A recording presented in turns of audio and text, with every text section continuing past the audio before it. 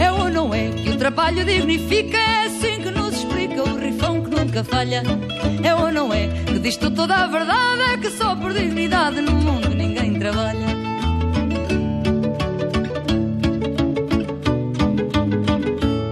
É ou não é que o povo nos diz que não, que o nariz não é feição, seja grande ou delicado. No meio da cara tem por força que se ver, mesmo a quem o não meter onde não é chamado. Digam lá se é assim ou não é. Ai não, não é. Ai não, não é. Digam lá se é assim ou não é. Ai não, não é. Pois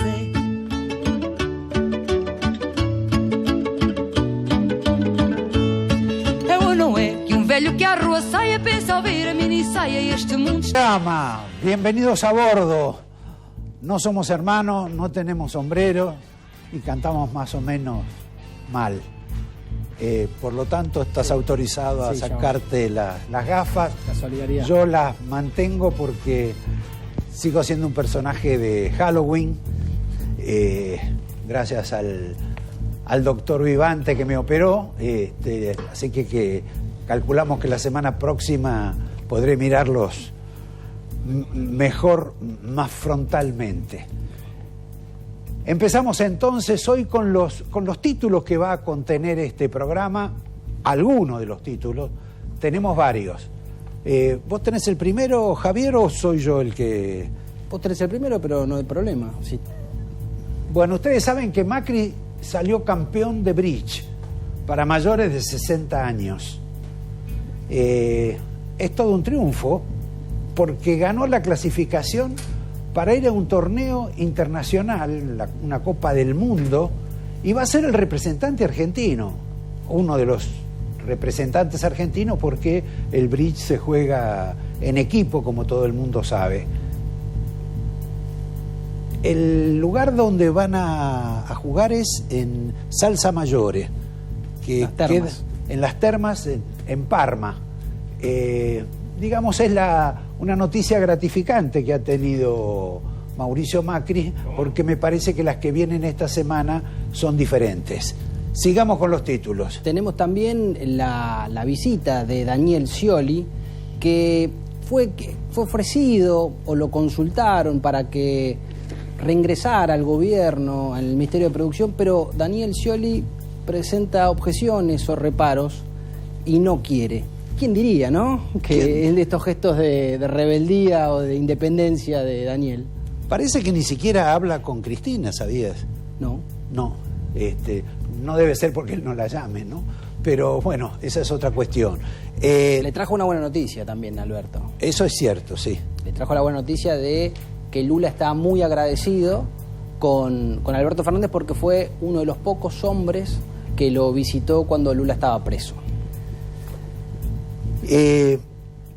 Teníamos algo ahí del tema de Milei. Sí. Ustedes saben que Milei se ha convertido en una especie de fenómeno electoral. Algunos hasta sostienen que este proyecto individual, personalista, individualista, que encarna Milei en la capital federal, podría hasta alcanzar el segundo lugar en las próximas elecciones. Realmente fue una sorpresa el volumen que obtuvo en la última elección. El tema de Milei es tan serio que no solo le preocupa al oficialismo peronista, kirchnerista, etcétera, porteño. Le preocupa también a Horacio Rodríguez Larreta. Tanto, y esto lo vamos a explicar después, que Horacio Rodríguez Larreta, o la gente de él, está organizando un encuentro de liberales de la Argentina, creo que en la Federación Española, o un centro de congregación peninsular, para demostrar que hay un núcleo de liberales que en realidad están con María Eugenia Vidal. Con Juntos por el Cambio. ¿Te parece? Sí, no es la primera vez que está haciendo este tipo de movidas. De hecho, la lista que enfrentó a María Eugenia Vidal contenía muchos liberales. Bueno, tiene a Ricardo López Murphy. Exacto. Pero nadie imaginaba que iba a tratar de erosionar o ponerle una bomba adentro del propio Milei.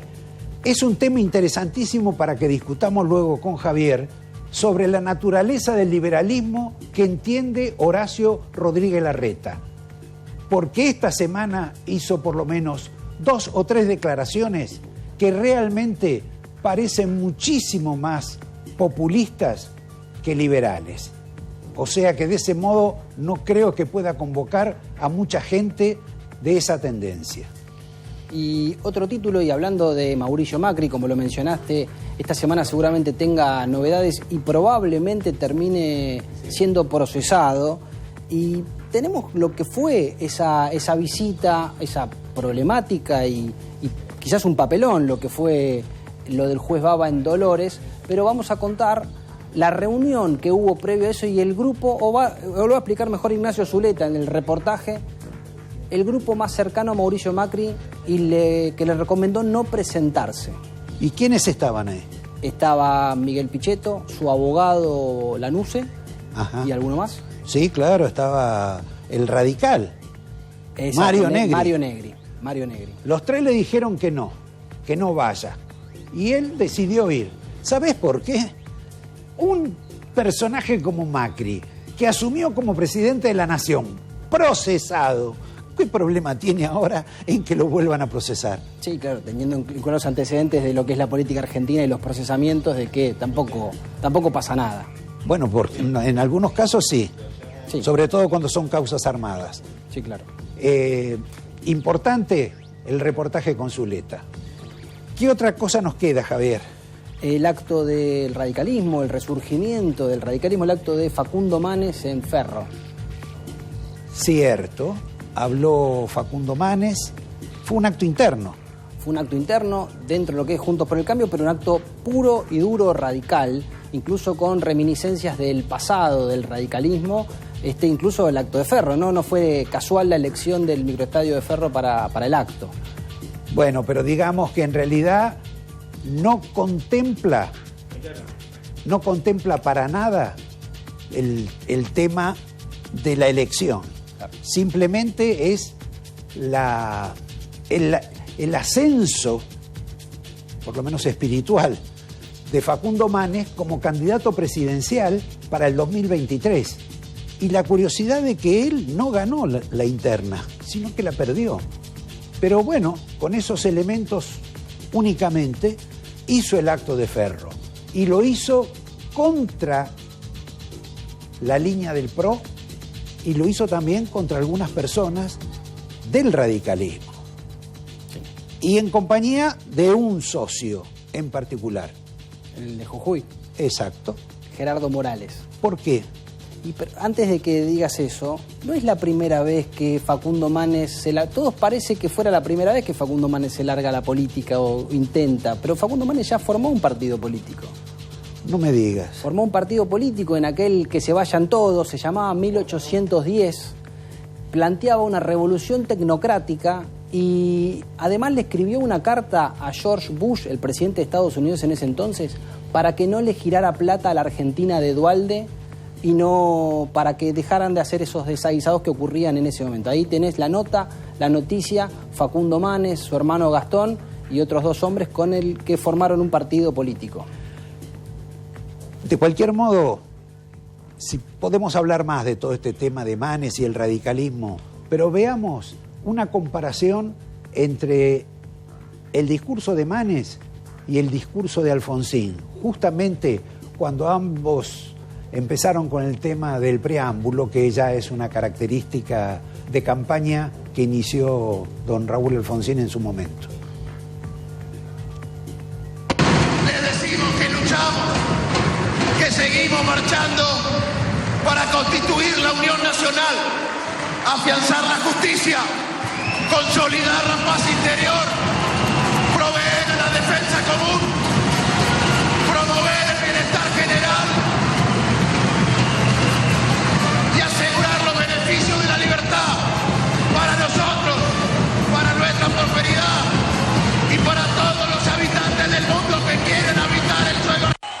Que luchamos para constituir la Unión Nacional, afianzar la justicia, consolidar la paz interior, proveer a la defensa común promover el bienestar general y asegurar los beneficios de la libertad para nosotros, para nuestra posteridad y para todos los hombres del mundo. Hay que acordarse, Javier, que para el acto de Alfonsín en su momento, que había unas carteles que decía todos a ferro, se hizo contra la voluntad de la CGT de entonces. Ya ahí empezaba el conflicto entre el radicalismo ascendente y el peronismo, y en particular la CGT, que la CGT ordenó un paro ese día para que fracasara la convocatoria de Raúl Alfonsín. De cualquier modo, lo tenemos a Manes ahí, que se está tratando de convertir en un Irigoyen, un Alem, Alvear. un Alvear, un Alfonsín. Un Alfonsín. Aunque me parece que hablando se parece más a Ricardo Balbín que a Raúl Alfonsín. Puede ser. Pero bueno, ya va a aprender, ¿no? ¿Qué nos queda? Nos queda, no sé si lo vas a querer contar, pero hace un rato me contaste cómo le dice Cristina a Alberto y cómo le dice Sergio Berni a Alberto. No sé si lo vas a poder contar. ¿Cuál de los dos apelativos? Y a mí me gustaría que cuentes los dos. No. Ah, está bien. Pero te voy a dar una pista. Cristina no es muy imaginativa para endosarle apelativos a la gente. Tenemos registros históricos y casi siempre utiliza la misma palabra. ¿A la de Parrilli no? En cuanto a Berni, Berni tiene una calificación más simpática, también descalificadora, por supuesto, pero más simpática. Voy a pedir permiso a los autores y se las cuento a ustedes. Nada grave. No cambia la situación del país, ni va a bajar el dólar porque guardemos ese secreto. ¿Qué otra cosa? Y lo otro que quedaba es, hace un tiempito dimos en el programa la nota de por qué los políticos del gobierno, los dirigentes más encumbrados del gobierno, se atienden sistemáticamente en el sanatorio Tamendi y no en los hospitales públicos o en otros sanatorios privados. Y vos nos vas a contar la respuesta, el por qué. Claro, bueno, en realidad lo que averiguamos es que el jefe de la unidad presidencial es un doctor Saavedra, que simultáneamente también se gana la vida en el Otamendi. Por lo tanto, está en relación con casi toda la gente del Ejecutivo y de la gente allegada a Cristina, y por supuesto apelan a él. Y también hay en ese sanatorio un médico que se llama, creo que encargado de terapia intensiva, que se llama Dubín, me parece, que es una suerte de discípulo de ese maestro de la medicina que desapareció de la Argentina, que lo podemos votar todavía en las próximas elecciones, pero que está desaparecido. Estamos inclusive tratando de presentar un habeas corpus para saber qué es lo que pasó con Daniel Goyán. No está más Daniel Goyán. Desapareció. Debe ser por el éxito que tuvo en la campaña de vacunación, en la campaña sanitaria. Debe ser por esa razón que lo habían elegido y porque estaban convencidos de que con la vacuna y ganaba. Ferraresi. Exactamente. Un pequeño detalle. Sí. Cuando decís Ferraresi estás diciendo Cristina. Sí. Cuando decís Parrilli estás diciendo Cristina. ¿Quién es la persona que en su discurso el otro día sobre Néstor Kirchner aludió a dos personas solas que estaban en esa multitud del estadio de Sabatella? De Morón, sí. Exacto. Alberto Fernández solo se refirió a Ferraresi, dijo que allá está, y al otro que dijo allá está es justamente, ¿quién era? Que te había dicho, Parrilli, que también estaba presente. Realmente hay como una especie de devoción, sí, de Alberto por quedar bien con la gente. Del mismo modo que a mí me sorprendió, no sé a vos, la actitud, yo diría, casi canina, simpática. Sí. Cholula, que tuvo con Joe Biden, el presidente de Estados Unidos, en ese encuentro casual que tuvieron en esta asamblea del G20, porque se lo cruzó, no fue una reunión, fue un encuentro y la verdad que fue notorio y notable lo que ocurrió. Pero míralo. It's great to see you. I'm a citizen of yours yesterday. No sé. Me dicen que ha sido una gran reunión. I'm told it's been a very good meeting. One very good. Sí. Bueno, lo celebro, es un gran amigo. I'm happy to hear that he's a great friend. Un gusto. Great to meet you. Realmente es fantástico. Para mí también conocerlo. It's a pleasure to meet you. Como too. siempre suelo decir yo, As creo I que me hizo muy always feliz say, su triunfo en I los can tell Estados I was Unidos. so happy to know you came into office. Al mundo le hizo mucho bien. It did the world a whole lot of You good. have such a physically beautiful country. Y usted es un país tan hermoso. Muchísimas gracias. Thank you so much. Gracias. Muchas gracias. We're going this way? Si pudiera lo sigue a todas partes. Sí, aparte fue, vamos para allá, como yo, vení conmigo. Me parece que es como si vos lo pudieras ver a Messi. Sí, sería una actitud muy parecida a la que tuvo Alberto Fernández con Biden. Y lo simpático es que mientras esto ocurría, en el Senado Nacional, Parrilli hablaba contra el embajador o el que va a ser embajador del gobierno de Estados Unidos, Stanley, pidió una cuestión de privilegio para criticar al embajador norteamericano, al futuro embajador norteamericano, y a hablar mal a generar un ruido en la diplomacia entre Argentina y Estados Unidos. Estas líneas internas en el frente de todos. Sí, bueno, esto es un hombre muy cambiante, Parrilli. Como Sí. vos sabés, votó a favor de la privatización de YPF y después votó a favor de la estatización de YPF. Es un hombre, digamos, que depende cómo lo atiende el sol, ¿no? Vamos a, Javier, hablar un poco, no digo más seriamente, pero hay un detalle que creo que tendríamos que observar, que tanto con el acto que ocurrió en Morón, con el gallito de Morón, de que algún día alguien tendrá que contar cómo se cambiaron ahí las instalaciones, porque mudaron la cancha y el club, y siempre en todos esos procesos siempre queda algún tipo de sospecha, pero no hablemos de eso. Tanto en Ferro como en Morón hablaron los muertos. Ya no hablan más la gente que está viva en la Argentina, porque la convocatoria es por los muertos. Por muertos inclusive que uno puede tener o no una visión crítica en ciertos aspectos. Pero realmente notable es la condena de la Argentina a volver siempre sobre su pasado y sobre sus muertos, aún en los momentos, digamos, de lucidez o en los momentos de elogio, no solo por actos de justicia que no se cometieron. En el acto de Morón resultó que Kirchner fue, para la historia argentina, según la gente que estaba ahí, más importante que Perón. Claro. Es sorprendente eso, la modificación que se hace de la historia.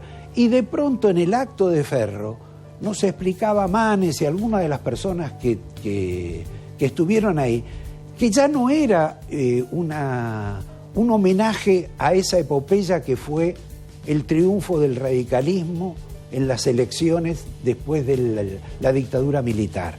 No, fue un alegato a favor del mejor gobierno de la democracia desde entonces. Cuestión que está... Gobierno que no terminó su mandato. Por lo menos es discutible. Pero todos los muertos son buenos en Argentina. Todos son buenos, ¿no? No hay muertos malos en Argentina. Bueno, hablando de muertos o de derrotas, y dejando a esta gente por ahora en esta cuestión, hay una pregunta central para todos en la Argentina. Primero, ¿qué es lo que va a pasar después de las elecciones? Segundo, ¿quién va a ganar en las elecciones? Y tercero es, ¿qué cariz va a tener el nuevo gobierno o el gobierno actual después del proceso electoral? Faltan 2 semanas y todavía no hemos dirimido lo que va a ocurrir en la Argentina. Hay sí una observación certera de infinidad de economistas profesionales que dicen la Argentina va a tener lo que llaman el choque, la piña, va a tener un problema económico sustancial toda su sociedad.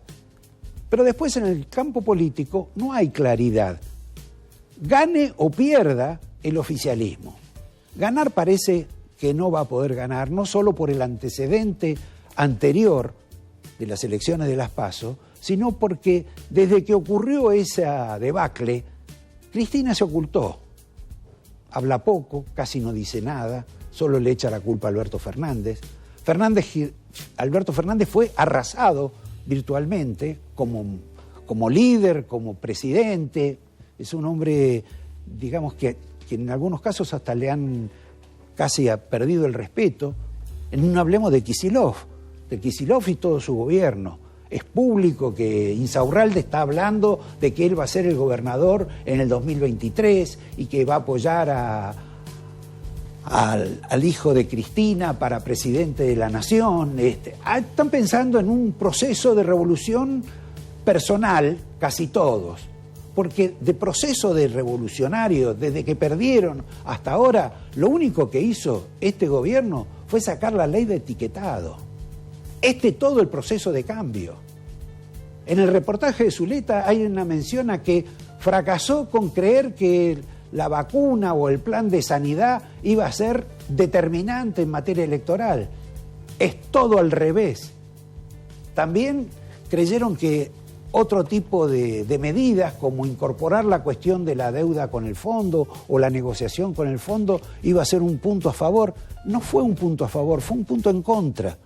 Y ahora que han puesto en homenaje a Perón, y vamos a recordarlo ahora, la política esta de precios congelados, que ni siquiera la tuvo Guillermo Moreno en su momento, o si la tuvo por un par de meses o 3 meses, ya no me acuerdo, pero lo cierto es que esto era inimaginable que volviera a ocurrir.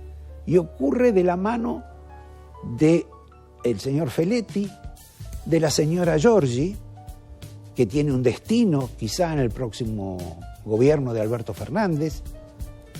Pero antes de eso, vamos a un recuerdo de lo que consideraba el peronismo la política de precios. Política de precios, el congelamiento de precios, la sanción a los que vulneraban esas medidas de precios limitados. Y veámoslo como decía Perón. Convengamos que ahora Feletti está un poco más tibio, sí, es más tibio de lo que era Perón. Que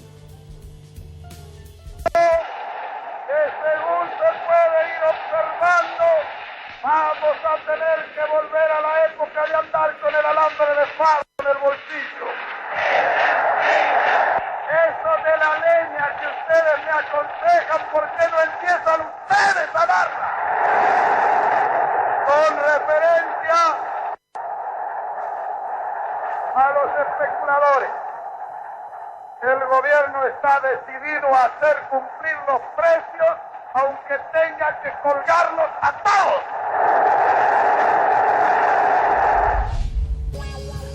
Interesante esas reflexiones de Perón, esas manifestaciones de buena voluntad, de diálogo que tenía, de diálogo.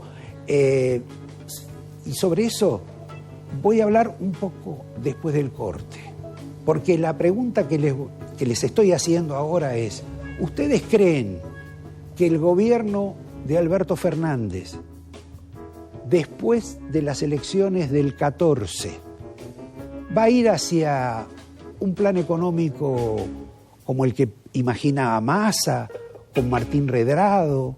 Que Martín Redrado, aparte de eso, acaba de llegar Martín Redrado de una temporada de vacaciones o de trabajo en el exterior, o que puede ir hacia un plan de Carlos Melconian, o en todo caso, Cristina va a ordenar lo que ya ordenó. El cambio se hizo antes de que ocurran las elecciones del 14, porque con la llegada de Feletti, con la llegada de Giorgi, con la llegada de Batakis, la que fuera ministra de Daniel Scioli, y un componente ideológico ahí que seguramente responde a Claudio Lozano, la inclinación de la balanza ya está decidida hacia un lado, que no es el lado que imagina quizá Mansur, quizá algunos gobernadores o algunos intendentes. De eso de ese cambio que ya se produjo y que tratan de no mirarlo, con el joven Kirchner a la cabeza, vamos a hablar en un minuto nomás y con los títulos que le prometimos en el principio cuando amablemente escuchábamos a los Blue Brothers.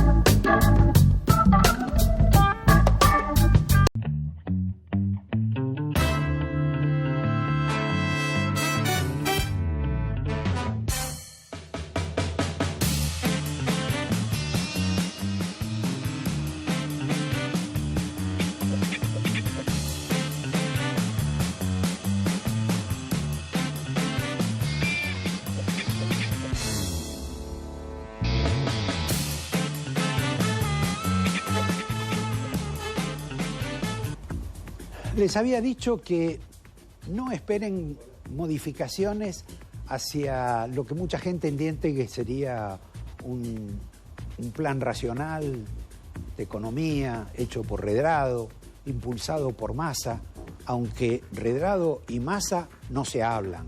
No es cierto eso que dice el compañero Massa de que él lo va a llevar a Redrado.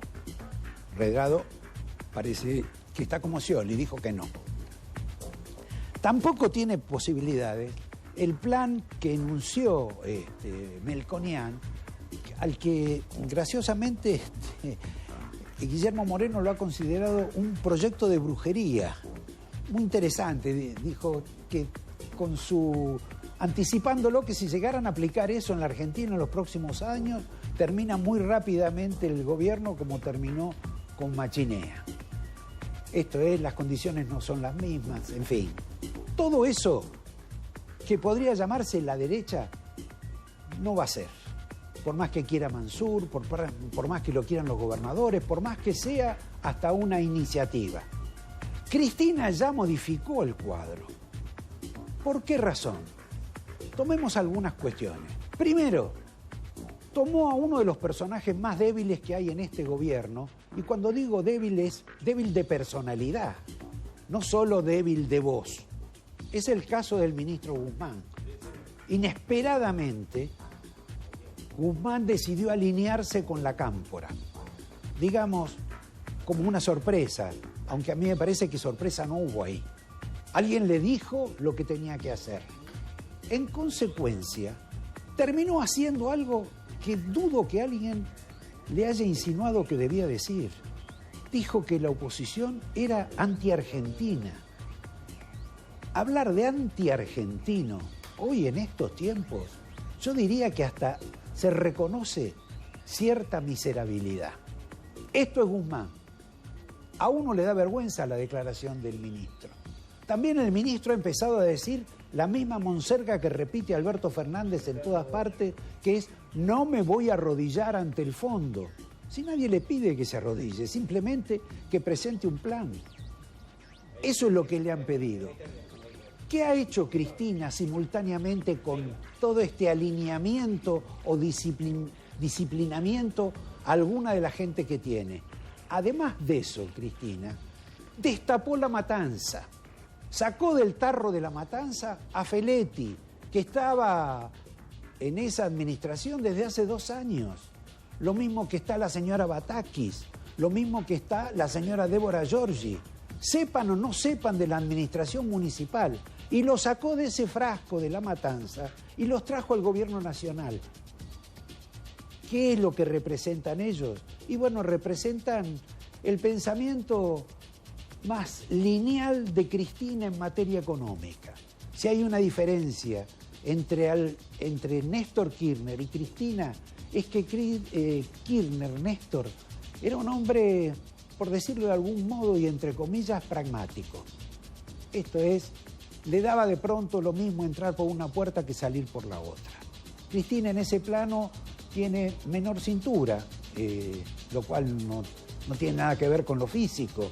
Me refiero, es más lineal en el pensamiento, más sencilla en el pensamiento económico, y ha encontrado como solución decir que está como forma de captar votos y como forma de mantener adhesiones alrededor de ella, su ira, su disgusto, su enojo y su falta de voluntad de comprometerse con el Fondo Monetario Internacional. Cuestión que la Argentina, si resuelve el tema del Fondo Monetario, no solo va a tener más tiempo, van a aparecer otros problemas que son tanto o más graves. Pero para Cristina se trata de una cuestión objetiva. Junto a eso, ¿qué ha habido también? Bueno, junto a eso también ha habido que se ataca a los empresarios, inclusive a los empresarios amigos de ellos. Junto a eso se ha decidido también en una línea política exterior que, bueno, que la Argentina no considera que es democrática Nicaragua. Todo esto, si uno lo va sumando, se va dando cuenta que este es un proceso que ya cambió, que no es necesario esperar a la noche del 14 para ver hacia dónde va Alberto Fernández. Alberto Fernández va para el lugar donde dice Cristina de Kirchner. Y Cristina de Kirchner ha señalado esto que vimos. Mientras, sin embargo, Javier, como uno registrado quizá en otras declaraciones, tomemos, por ejemplo, el de Malena Galmarini, que hizo esta semana a una cadena oficial. ¿Qué dijo Malena Galmarini? Algo que dice el fondo, porque el fondo dice, en la Argentina hay que revisar las tarifas de los servicios públicos. Y Malena Galmarini, ¿qué hizo? Malena Galmarini explicó que ella tiene que aumentar el agua. No es que el gobierno no iba a aumentar nada. No, ella explica que tiene que aumentar el agua. Y lo explica con razón, porque hubo que desembolsar $1.000 millones, $1.000 millones para cubrir agujeros, obras en construcción de AISA. Y lamentó también la señora Galmarini, señora de Massa, que hay empresarios que ella conoce, amigos que están en el sector eléctrico, que están perdiendo plata y que no puede ser, que también le tienen que mejorar las tarifas a ellos. Lo mismo que dice el fondo. Y les recuerdo, porque esto la señora Galmarini no lo ha dicho y tampoco lo dice el gobierno, que la Argentina este año solamente, por cuestiones de subsidios al sector energético, para no tocar el tema de las tarifas, se comió o se va a comer $9.000 millones. Tomen el presupuesto nacional y vean lo que eso significa. Y que si no modifican las tarifas, esa cifra de 9.000 millones el año que viene no solo se va a duplicar, va a ser mucho más incremental. Esto es parte de la realidad argentina. Aún así, Javier, te quiero decir que le va mal a las eléctricas, le va mal al del agua. Las eléctricas, Edesur ha reconocido que ya perdió tanta plata que no existe. Y no existe al extremo de que hay un grupo de figuras, de personas del mundo, no solo del peronismo, no solo de los varones del conurbano, intendentes de la sección Perón. También hay hombres del PRO en este proyecto de quedarse con Edesur. Interesante el proyecto. Vamos a ver, acá hay mucha gente que no la pasa bien, sí, pero hay otros que están decididos a pasarla mejor. Y por supuesto a que haya alguien que los interprete y que pida, como si fuera un emisario del fondo, que se le mejoren las tarifas. Cuestión que es necesario, quizá imprescindible, pero que el gobierno siempre ha negado. Ahora empieza a cambiar el proyecto. Sí. ¿Qué seguimos? Te traje esto que contás, que es dramático. No me dijiste si estuvo bien o estuvo mal. No, estuvo muy bien, brillante. ¿Sí? Brillante. Ah, brillante. Te agradezco. Sí, acá me dicen un poquito largo tal vez, pero muy bien, muy bien igual. Lo que sí te traje ahora es esto que vos describís, que esto de los subsidios energéticos, los problemas que tiene Argentina de todo tipo y color, el 50% de pobre, el 50% de inflación. Te traje 3 videos de 3 funcionarios del gobierno, Fernández Sagasti, la senadora, Mayra Mendoza y Kreplak, el ministro de Salud de la provincia de Buenos Aires, que hicieron esta semana este tipo de cosas en este país. Qué lástima el feo día. Mucha gente habrá querido venir.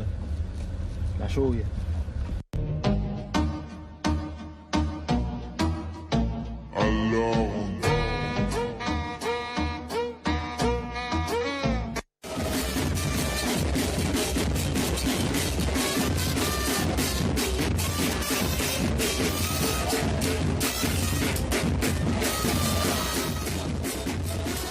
Bueno, esto merece una explicación, ¿no?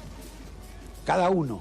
Bueno, es fácil divertirse cuando tienen los problemas resueltos y no tienen los problemas que tiene la gran parte de los argentinos. El primero era Kreplak, burlándose o haciendo como una especie de chiste sobre la citación o la declaración de Macri en Dolores. Después tenías a Fernández... Perdón. Sí. Ahí Kreplak lo que está diciendo es que hubo poca gente acompañando a Macri, señalando, lo cual es cierto. Y que lo mismo dijo Kicillof, que dijo que lleva más gente un artista callejero en una plaza. Está bien, nadie sabe por qué tiene que ir la gente a acompañar sería una medida. A alguien que va a declarar. Pero ya el tema de Kreplak yo creo que es más importante para los argentinos. En Rusia están con la 4ª ola. En Rusia, la que nos vendió las vacunas. ¿Qué dijo Kreplak hace 15 días? Que la 3ª ola... La venta de tercera dosis para enfrentar la 3ª ola era un negocio de los laboratorios. ¿Qué era? ¿Del laboratorio ruso que nos vendió? ¿Del laboratorio ruso que nos va a vender en el futuro? Porque pasaron ya la 3ª ellos y están en la 4ª y todavía siguen con el virus. Y con el confinamientos. Es enormemente disparatado lo que dice este hombre. En cuanto a las chicas...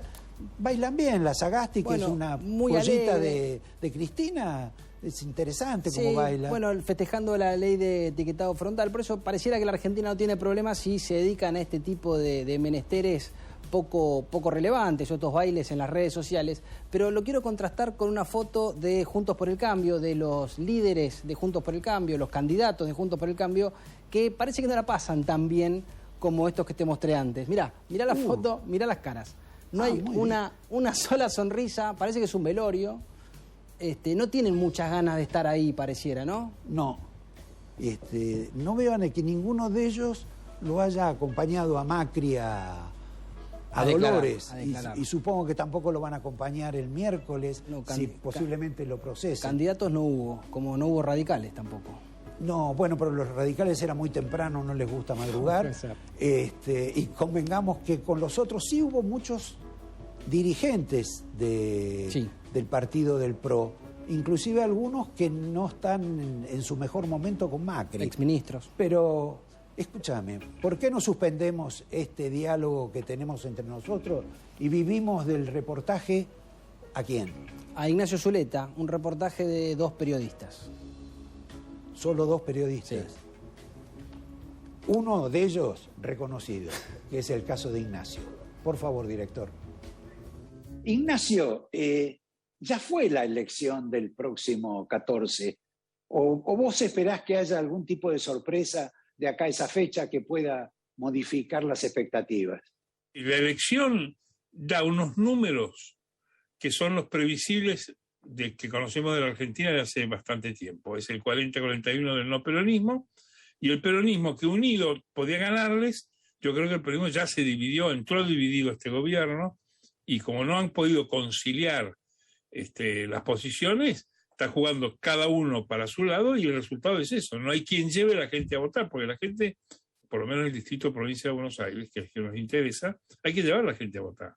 Y no hay liderazgo, te lo dicen de los 2 partidos, del oficialismo y de la oposición, que es muy difícil acercar a la gente a la urna. Y yo creo que acá se ha disparado una pelea muy grande, que es la pelea de Cristina y Maxi, de tratar de sacarse de encima. Che, ¿ya te hiciste tan amigo de Máximo que lo tratás de Maxi? No, yo lo trato de Maxi porque es como lo llaman a él. Y yo sé que a él, que viste, Máximo Kirchner es un chico que está ahí porque lo pusieron. Entonces se pone barba, se pinta la barba, se pone una peluca y dice, sabemos ganar y sabemos perder. Cuando nunca jugó. Lo pusieron, claro. Lo sacan. Entonces yo le llamo Maxi porque así le llaman. Y es para quitarle un poco de pompa a su figura. Claro, pero aparte de que lo hacen mal, lo que creo que el público ha derrumbado o ha ignorado es la hipótesis misma. Si yo hablo de la deuda, gano una elección. No ganaste una elección, porque es un tema de cavernario que entiende Daniel Marx y Sturzenegger. Y los demás no la entienden y hay que explicarla. Hay alguien más que entiende, porque Alberto la sentó en la mesa a la princesa o a la reina Maxi de Holanda. Es insólito esto. Claro, pero al público evidentemente no le importa. Y la vacuna tampoco, porque ellos decían que iban a vacunar a todo el mundo. La epopeya, la épica de la vacunación, como decía Rachid, que es el vocero de Kicillof. ¿Te acordás? El famoso Rachid, que era secretario de medios de Menem. De Menem. Y le fracasó. Y esas dos consignas son consignas del peronismo del Instituto Patria, de Cristina Kirchner y de Máximo Kirchner. Eso terminó. Entonces, después de la derrota, lo que tienen que hacer es sacarse de encima esa derrota y decir, no fuimos nosotros.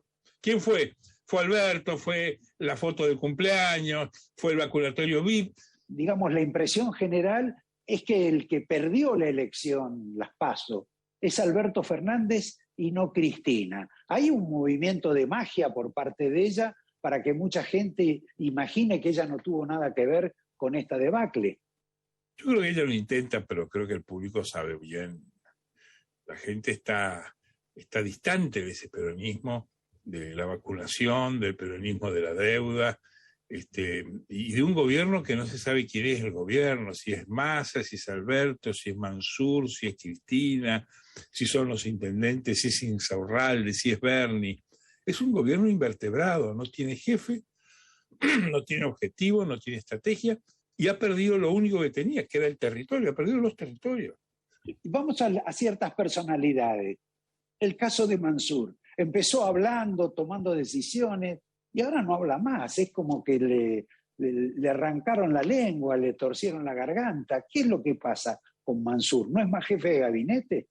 Mansur es el hombre que el año 2019 junta 11 gobernadores para la mesa de Pichetto en la casa de Tucumán. Es un tipo que después de Schiaretti, que no quiere jugar, es el referente más fuerte del peronismo territorial del interior. Los tipos se referencian en él, especialmente los que tienen algo que perder, porque Mansur no tiene nada que perder. Mansur no tiene reelección como gobernador de Tucumán, tiene una relación muy difícil con su propio espacio político, por lo tanto, ir de jefe de gabinete es una manera de recomponer en 2-3 meses un futuro político. Es un hombre de una enorme ambición personal. Esto hace falta dar anécdota, pero es un hombre que se ha convertido en un hombre riquísimo en los negocios, es un hombre abarcativo. Es un hombre de mentalidad musulmana, yo digo averroísta. Para él no existe el principio de no contradicción, es como Menem. ¿Cuántas son las islas del Bigle? 3, bueno, 2 para cada uno. Es decir, hay una visión de la realidad de que todo es posible, que todo suma. Es un hombre que vive furioso contra el cristianismo, es un hombre es un maronita de derecha, es un conservador, es un hombre de religión, es el hombre que es el ministro más piadoso que ha tenido la Argentina en muchísimos años, creo que solo superado por Esteban Bullrich, que dice que busca testimonios de santidad de Francisco porque es un mago, o Horacio Rodríguez Larreta, que dice que su última hija nació porque el Papa le tocó la panza a Bárbara Díez. ¿Vos crees que el miércoles seguramente lo van a procesar a Mauricio Macri? ¿Tiene algún tipo de incidencia eso electoral? Yo creo que no, al contrario, creo que toda persecución de un dirigente político lo agranda en Argentina. Si Macri quisiera ser candidato a presidente, le convendría que lo procesen y hasta que lo metan preso, que le pinten los dedos. Te pregunto otra cuestión. Las PASO últimas se llevaron al presidente porque automáticamente perdió casi toda la autoridad, la asumió en alguna medida Cristina y no vamos a hacer el raconto de eso. Y se llevó al gobernador Kicillof. Ese río, ¿qué se va a llevar el próximo 14 de noviembre? Porque no queda mucho por llevarse. El peronismo, si vuelve a descansar en los territoriales, yo creo que tiene hacia adelante mucho recorrido, porque tiene gobernadores medianamente lúcidos, son dueños de su distrito, reeligen. Uñac, por ejemplo, nunca paró la obra pública, aún contra los decretos de Alberto de la pandemia. Él te contaba que la obra pública a cielo abierto jamás la cerró. Capitaniz lo mismo. Y si vos vas, Bordet, el propio Mansur, que no le gusta a nadie, sí. Todos esos tipos son unos caciques descomunales. Vos me estás contando los que presuntamente pueden sacar algún tipo de ventaja o de ganancia con la derrota electoral, que se les puede cambiar a favor el futuro. Pero lo que no me decís es lo que va a quedar, lo que se va a llevar el viento. Porque el viento se llevó a Kicillof, el viento se llevó a Fernández. ¿Hasta dónde los va a llevar? Para simplificar, si se confirma la derrota de las PASO en las generales, va a entrar en un proceso de división formal y profunda, porque va a aparecer el Massa que diga: yo acá al 2023 con ustedes no llego. Ya probamos con Cristina, miren lo que nos ha pasado, probamos con Kicillof, y yo creo que va a aparecer, para mí yo no digo que Schiaretti lo va a hacer. Es llamativo cómo Schiaretti está militando la diferencia. Ya esta semana en 2 oportunidades ha hablado contra Cristina Kirchner y el kirchnerismo, que es una frase que los peronistas no usan. El kirchnerismo es un invento de los no peronistas, que el kirchnerismo es malo. Él cabalgando su campaña en la provincia de Córdoba para poder amortiguar una derrota que es embromada para él, porque no tiene reelección tampoco. Yo creo que ese peronismo va a reaccionar. Ese peronismo, fíjate, vos están diciendo algunos: yo no voy a controlar a los empresarios. El de Misiones dice: yo no controlo los precios de los empresarios, son mis colegas. Capitanich habló el jueves, creo, de un discurso diciendo que era el defensor de los empresarios del Chaco, que él había estado en la mesa esta del precio, pero que él defiende a los empresarios. O sea, Schiaretti lo mismo. Hay una diferenciación grande, y yo creo que ese peronismo es el que sí. Ellos creo que están apostando a que Mansur quede. Te agradezco, Ignacio, muy gentil, luminosa la charla. Gracias. No, te agradezco muchísimo y espero que siga todo bien, y especialmente vos. Sí, necesitamos la mirada fuerte. No, fuerte la tengo, lo que pasa que me duele un poquito. Bueno, que lo pasen bien y gracias por el llamado. No, por favor. Bueno, me quedé con lo que dijo de cuando el Papa le tocó la panza a Bárbara Díez, la mujer de Rodríguez Larreta, y que eso a la exmujer, y que eso fue lo que la embarazó, según la visión angelical de Rodríguez Larreta, y que el Papa ahora no recibió ni le tocó la panza a Fabiola.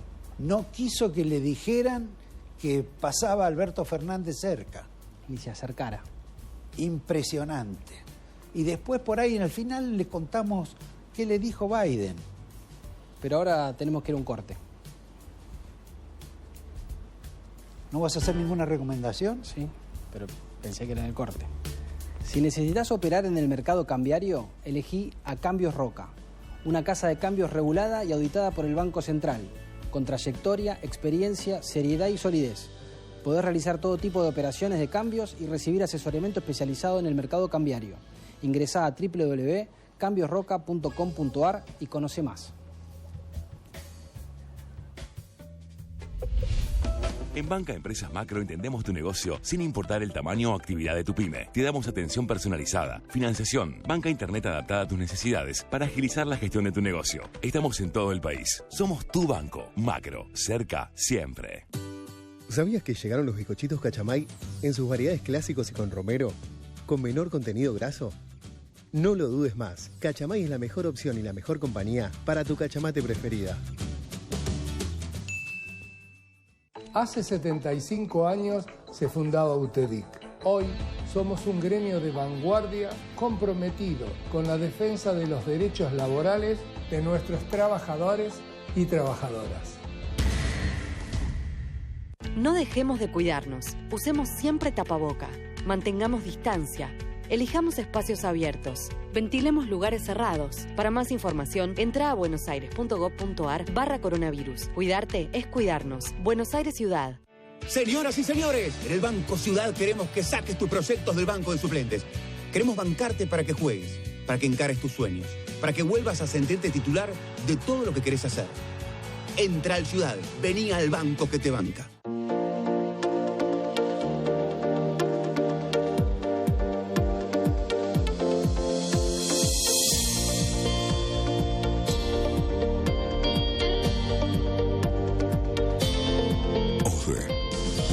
Médica más amplia del país.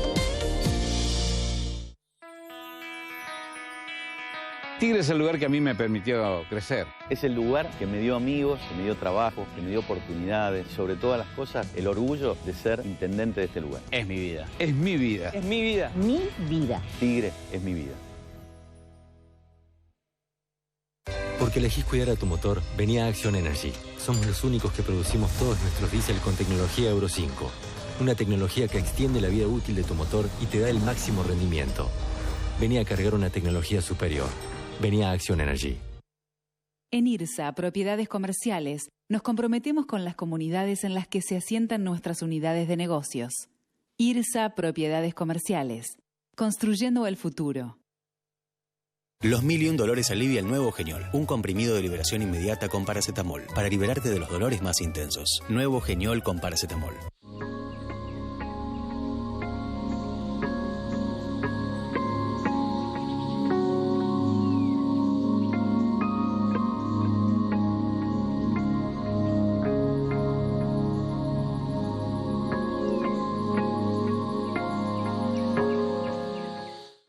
En Arcor seguimos mirando al futuro con la misma pasión y compromiso del primer día. Arcor, 70 años mirando al futuro.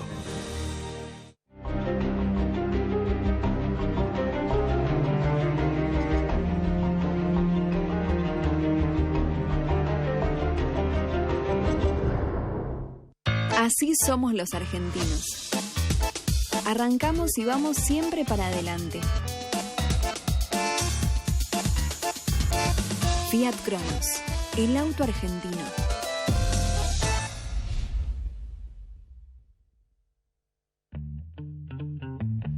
Argentina debe conquistar nuevos mercados para converger con las economías más desarrolladas. Adrián Mercado cuenta con portfolios de inversión, agroindustriales, de logística, yacimientos de litio y otros minerales. Llegó la hora de Adrián Mercado Comex. En Banco Hipotecario, actualizamos nuestra app para hacer tu día a día más fácil. Nuevo diseño, más funcionalidades, más información. Consultá, invertí, enviá, pedí, pagá con QR y mucho más. Banco Hipotecario en tu celular. Descarga la app BH y opera todos los días durante las 24 horas. Salud, capacitación, recreación. Acompañando, cuidando y valorando a cada trabajador. Somos la gran familia gastronómica. Somos UDRA, Unión de Trabajadores del Turismo, Hoteleros y Gastronómicos de la República Argentina. Cumplimos años y lo que nos impulsa a mejorar es saber que todo lo que hacemos es para cumplir siempre con vos. OSPE, 25 años dedicados a cuidarte. Son solo 6 pasitos. A la suerte hay que ayudarla. Con el Kini estás a 6 pasos de tus sueños. ¿Qué esperás para cumplirlos? 6, 5, 4, 3, 2, 1, Kini 6. Hace 75 años se fundaba UTEDIC. Hoy somos un gremio de vanguardia comprometido con la defensa de los derechos laborales de nuestros trabajadores y trabajadoras. Grupo Petersen, desde 1920, construyendo el país.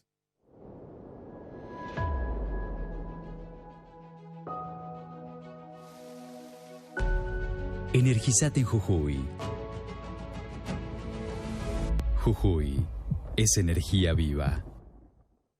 Despacio, poco a poco, corriendo. Acá se produce. Banco Provincia. El bosque chaqueño es de todos los argentinos y sentimos un gran orgullo por liderar el camino del desarrollo sostenible, instalando 2 plantas de biomasa para producir energía limpia y renovable. Hoy le toca hacer historia al Chaco.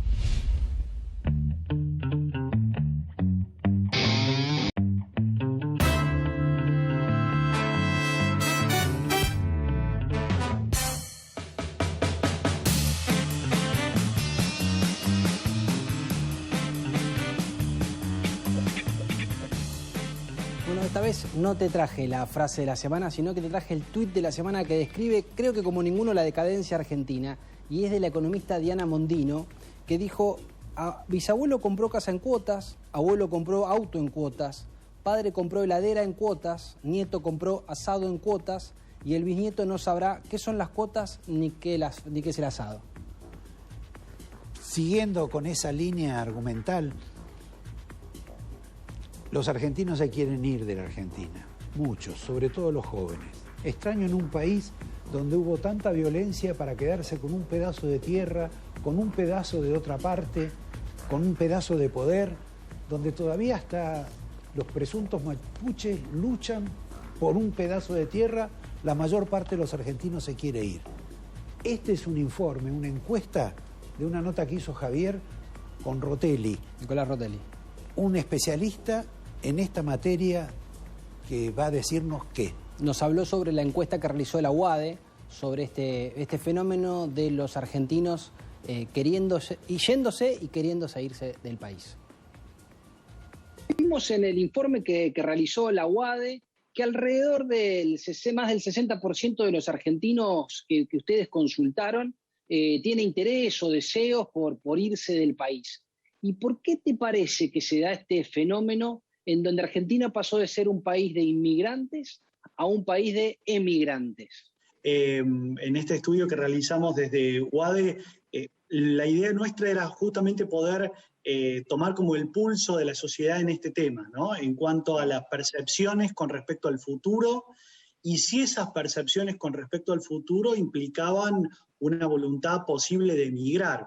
Y ahí me parece que hay un punto principal que es toda la población encuestada, en este caso en 31 localidades de todo el país, de los diferentes segmentos etarios, el 53%, es decir, más de la mitad, manifiesta ante la pregunta ¿usted se iría del país? La voluntad de decir yo emigraría, ¿no? Me parece que ahí, Javier, tenemos un primer punto. Es un punto. Este dato se eleva a 7 de cada 10 cuando le preguntamos a los jóvenes de entre 16 y 24 años. Qué diferente a tantos episodios de la historia reciente y no tan reciente de Argentina, donde grupos de personas, y de manera criticable también, pero lucharon por la Argentina, por quedarse, por pelear. Ahora ves un fenómeno más vinculado a la resignación, al hartazgo, al cansancio. Sí, Javier, un poco en la encuesta lo que se desprende es, en primer término, una actitud, si se quiere, pesimista de la población con respecto a la perspectiva económica del país a nivel general, ¿no? Digo, esa es la primera causa o la primera respuesta que dan a la hora de decir los motivos por los cuales se irían del país. Y en segundo lugar, aparece la posibilidad de desarrollo personal, de progreso. Cuando le preguntamos a los jóvenes, esta pasa a ser la primera respuesta, ¿sí?